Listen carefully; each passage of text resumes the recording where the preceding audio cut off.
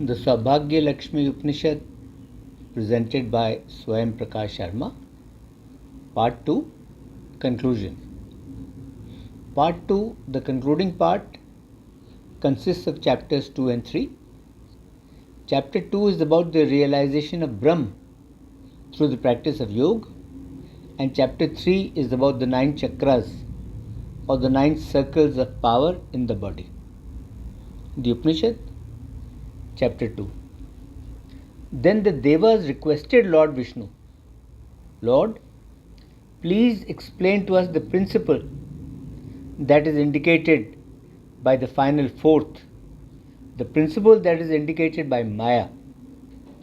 Lord Vishnu replied, Yoga must be known through yoga, and yoga increases through yoga. And because yoga increases from yoga, the more you practice yoga, the more proficient will you become in yoga. And the yogi who is always alert in yoga, that yogi then always delights in yoga. On waking from sleep, a person should eat his food, taking only moderate quantities of food. And when the food that he has eaten has been properly digested, he should start his practice of yoga. To do so, he should seek out a secluded spot where he is not troubled by pests. He should sit comfortably there, completely free from all desires. He should then control his breath and never stray from the path of practice of yoga. Filling his mouth with breath, he should draw down the apan vayu, which is the down breath. He should draw down the apan vayu into the seat of fire in the body, and he should keep it there. With the thumb and 2 fingers of both hands, he should close the ears, the eyes, and the nostrils. He should focus and concentrate his mind through deep thought and meditation on the sacred syllable Om. Doing so, then he sees the inner light along the way. It is absolutely necessary to stop the functioning of the ears, the eyes, the nose, and the mouth with the help of yoga. Then the yogi hears the note clear and flawless in the cleansed and purified Sushumna Nadi. Then, echoing with strange notes, the yogi hears a sound. His body becomes sacred, and he is filled with splendor and heavenly odor. He is never ill again. He becomes free from illness and disease. His heart is filled, and when the space in the heart echoes, he becomes a yogi. Then, snapping the second knot, the breath flows at once to the middle region. The yogi must be poised and firmly established in all the seats, including the lotus seat. The knot of Vishnu is then completely cut off, and supreme delight of Param Anand wells up in the yogi. Then, beyond the unstruck note, beyond the anhad, the echoing sound of the drum rises.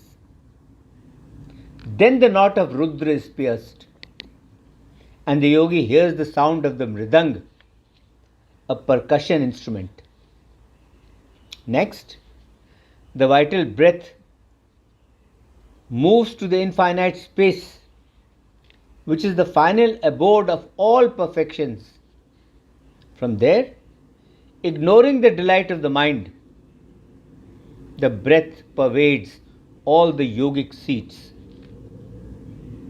With yoga achieved, the all-pervading sound then tinkles like a bell, and therefore it is called tinkler. then integrated with and becoming one with the Supreme. The mind of sages such as Sanak and others is adored. Then, identifying the finite with the infinite, the fragments with the whole, that is, knowing that the finite is the infinite and that the fragment is the whole, a person meditates on the vast source, on the infinite source, that is Brahm.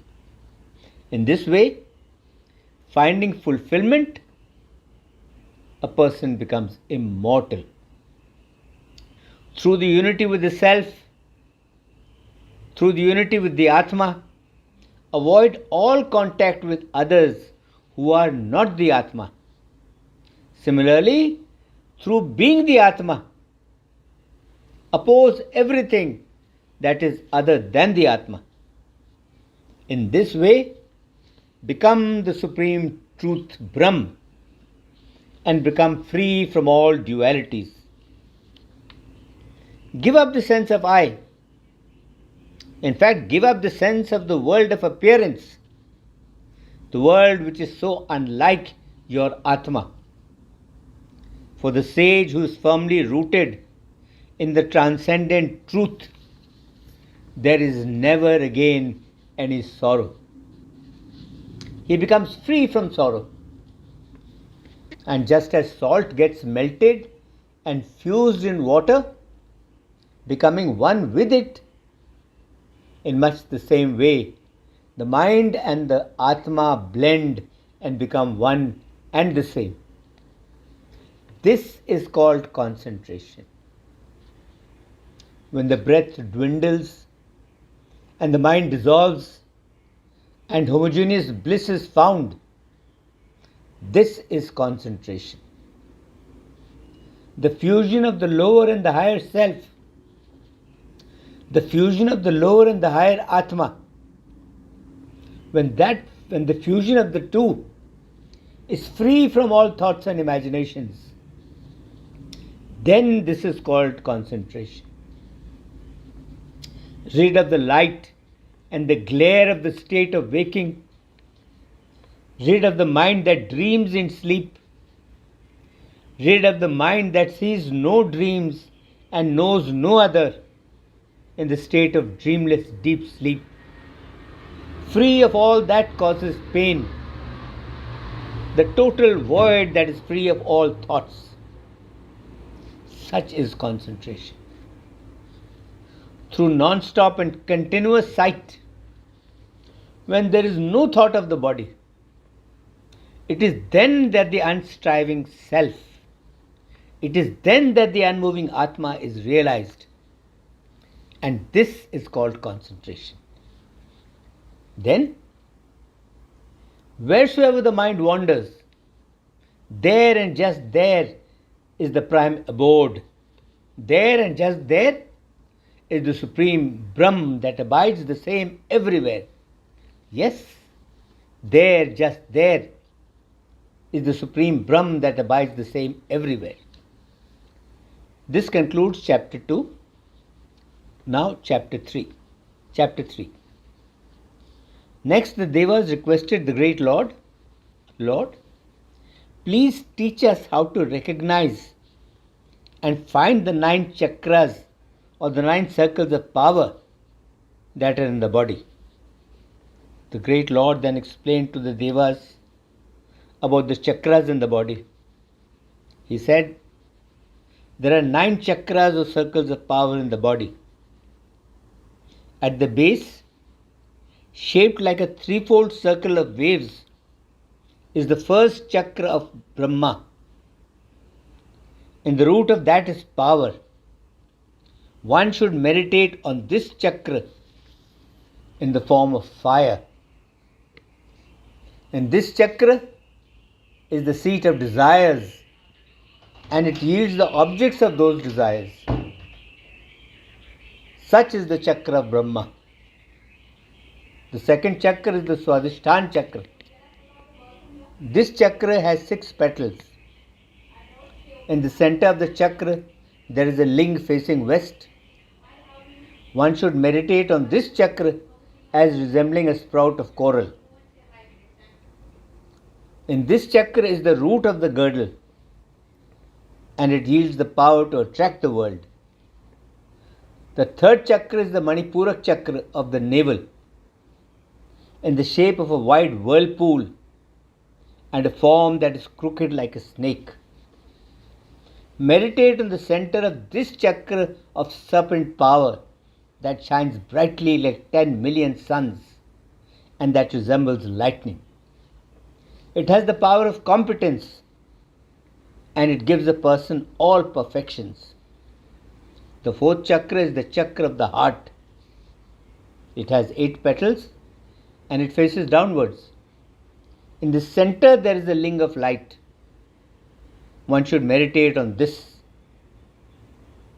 The symbol of the divine power here is the swan. She is the beloved of all, and she enchants all the worlds. The fifth chakra is the chakra of the throat, which is 4 fingers wide. On the left is the Ida Nadi, the moon nerve. On the right is the Pingala Nadi, the sun nerve. In the center is the fair colored Sushumna Nadi. One should meditate on this chakra. The person who masters this chakra, he becomes perfect in the unstruck note. He becomes perfect in the anhat nad. The sixth chakra is the chakra of the palate. In this chakra, the immortal elixir, the immortal nectar flows. In the chakra is the image of a tiny bell, in the hole from which hangs down the royal tooth, the uvula, which is a fleshy extension at the back of the soft palate, which hangs above the throat. This is the truth opening. One should meditate on the void there.